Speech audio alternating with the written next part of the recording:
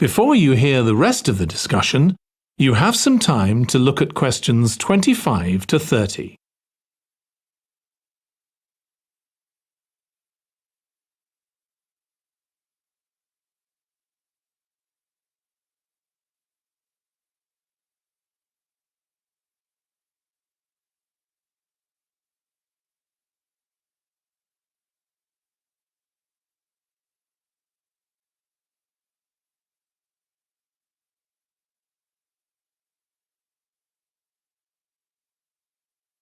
Now listen and answer questions 25 to 30.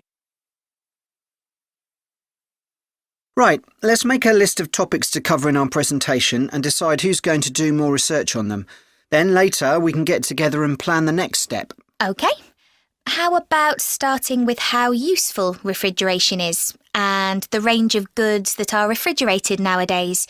Because, of course, it's not just food and drinks. No, I suppose flowers and medicines are refrigerated too. And computers. I could do that, unless you particularly want to. No, that's fine by me. What about the effects of refrigeration on people's health? After all, some of the chemicals used in the 19th century were pretty harmful, but there have been lots of benefits too, like always having access to fresh food. Do you fancy dealing with that? I'm not terribly keen, to be honest. Nor me.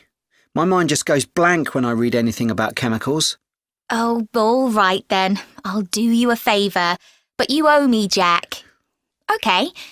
What about the effects on food producers, like farmers in poorer countries being able to export their produce to developed countries? Something for you, maybe? I don't mind. It should be quite interesting. I think we should also look at how refrigeration has helped whole cities, like Las Vegas, which couldn't exist without refrigeration because it's in the middle of a desert. Right. I had a quick look at an economics book in the library that's got a chapter about this sort of thing. I could give you the title if you want to do this section. Not particularly, to be honest. I find economics books pretty heavy going as a rule. OK, leave it to me then. Thanks.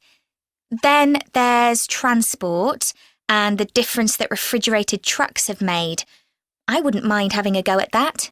Don't forget trains too. I read something about milk and butter being transported in refrigerated railroad cars in the USA right back in the 1840s. I hadn't thought of trains. Thanks.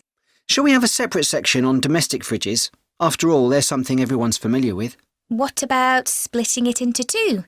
You could investigate 19th and 20th century fridges, and I'll concentrate on what's available these days, and how manufacturers differentiate their products from those of their competitors. OK, that'd suit me. That is the end of part 3. You now have 30 seconds to check your answers to part 3.